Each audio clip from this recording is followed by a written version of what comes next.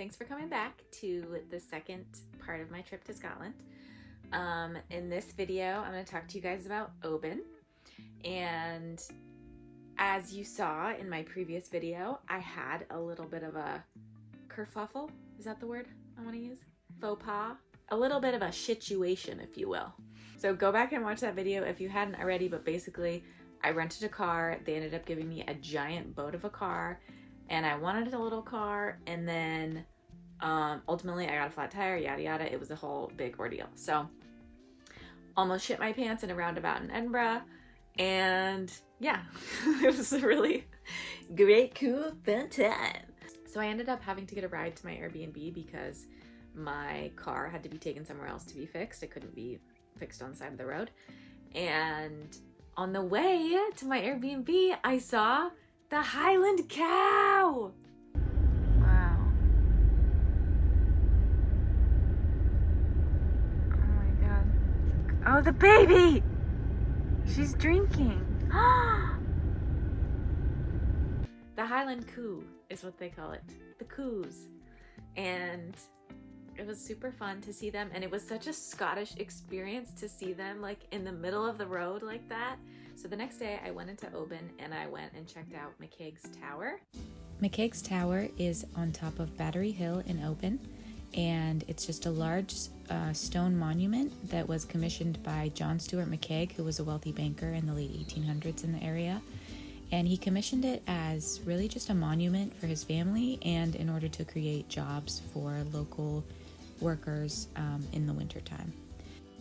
I went pretty early in the day, so it was really peaceful and quiet up here, and there was really nice views. Would have been a good spot for a picnic. Later on, I went into Oban and I checked out the local chocolate shop.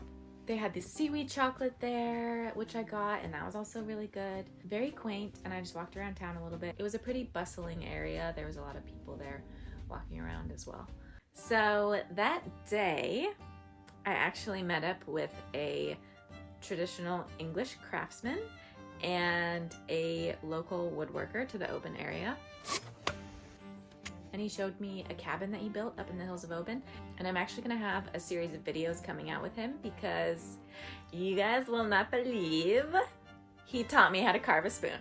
Yeah, that's right. That's what's coming at you. So make sure you subscribe because you do not want to miss that. He also showed me some other stuff that he made, and we did some local foraging for seaweed and mushrooms, and just overall had a really great time. Anyways, I'm really excited to share those videos because I know I have a lot of crafts people, and I actually have a lot of woodworkers that follow me. After we checked out the cabin, it took me on a hike in some woodlands, and it was this really beautiful area. There was this beautiful stream and these huge natural pools with the water running through it, and just all the moss and greenery. That was really nice, refreshing little hike. It's so quiet and peaceful, and there's definitely berries here. So if I go missing, I blame them. Don't eat the food. If they offer you food, don't eat the food. You'll be stuck in their land forever. Tip. Tricks of the trade. And he taught me how to skip a stone. That's it. That's perfect. That's so good. I skipped a stone. I skipped that stone. I done skipped it. Yeah, he was excited about it. This had to be one of my favorite places in all of Scotland. This was Kilmartin Glen, and this specific area was Nether Largie, the Nether Largie stones, and these trace back to like 3000 AD. And this area has the most important concentration of Neolithic and Bronze Age remains in all of mainland Scotland. These are the cairns. They're a sacred burial ground. I had to take off my shoes and do a little bit of earthing and just like soak up the energy of this space. It was really beautiful, and there was like nobody here. I was really amazed that it was just like, I think it's totally underrated. And I didn't touch the stones and have my Outlander moment because there was a sign that said it was thought to be bad luck. This was the church nearby, and there was a museum right next to the church that I was really looking forward to checking out, but unfortunately it was closed. But now, as you're watching this, it would be open. I think they were just like doing some work on it. And so that, like, I would really recommend checking that out. I want to come back here and spend more time. There was these really old headstones, and then I ate at the Kilmartin Hotel, and I had some pretty good food. And then this castle, you guys, this castle was unreal. That little archway, definitely a portal. This place was mystical, okay? Like, there are definitely creatures here.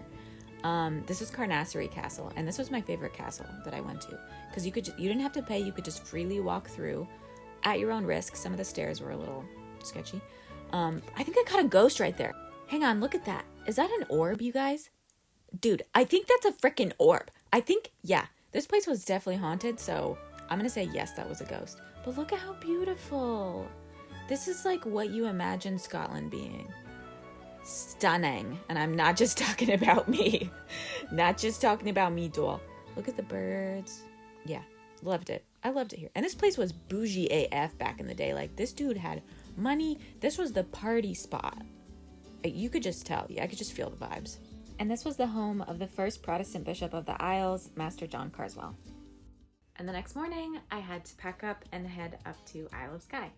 So that will be on the next installment of the Scotland series. And thanks for watching. See you soon.